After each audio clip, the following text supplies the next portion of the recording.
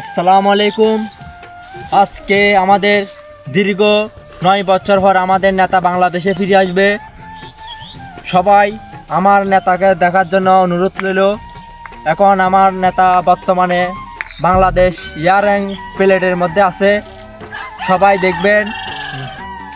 এখন নেতা এসেছে, সবাই ফুল নিয়ে বরণ করুন। সবাই দাঁড়ান, ফুল নিয়ে দাঁড়ান। কি করে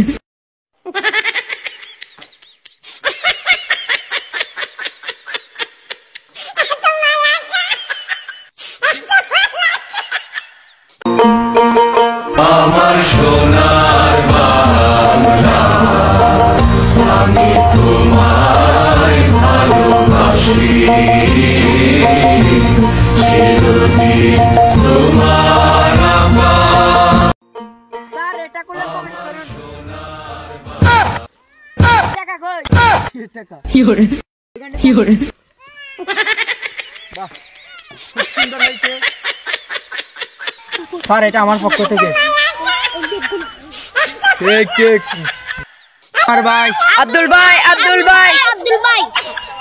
ভাই যেখানে আমরা আসি সেখানে আব্দুল ভাইয়ের চরিত্র ফুলের মতো পবিত্র। ঠিক আছে ঠিক আছে। প্রিয় এলাকাবাসী, আসসালামু আলাইকুম। আজকে দীর্ঘ 2.5 বছর পর আমাদের নেতা বাংলাদেশে আসছে। সবাই আমার নেতার ভাষণ শুনে যাবেন।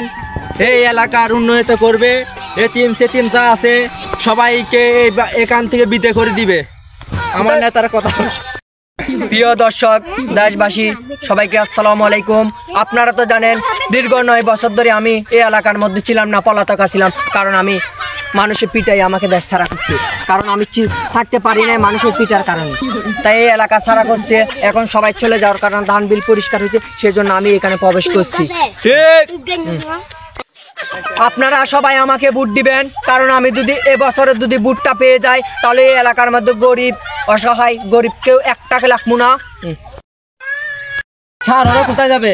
এলাকা ছাড়তে হবে না, এলাকা বড় লোক বানাতে হবে না। কি বলেন? হ্যাঁ, যাই হোক, আমাদের প্রিয় নেতা আমি চাইছিলাম বস্তামার কাপড় দিতেন। এখন আমার নেতা বলতেছে বস্তামার কাপড় দিলে নাকি লেবারি করা লাগবে। তা আমার তো সম্ভব না লেবারি করা, কারণ আমার এখন শরীরে মাংস খায়। ঠিক আছে, তো যাই হোক, আমরা ভোটটা পেয়ে গেলে আপনাদের সবাইকে উন্নয়নের জন্য রাস্তাঘাট হতে চাইলে আমরা সব বদ্ধ করে দিব। কারণ এই এলাকা আমাদের সুন্দর একটা খেলার মাঠ বানাতে হবে। আমার বক্তব্য ঠিক হলো। কার কি কোনো সমস্যা আছে আমার কাছে আসুন, দোয়া নিয়ে যান। স্যার একটু দোয়া করেন।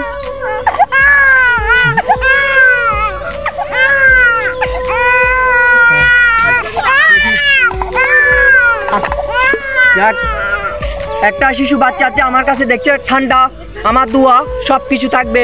আমার দোয়া ফুলের মতো পবিত্র, দুধের মতো সাদা থাকবে, মাটির মতো দর থাকবে। হ্যাঁ নাও।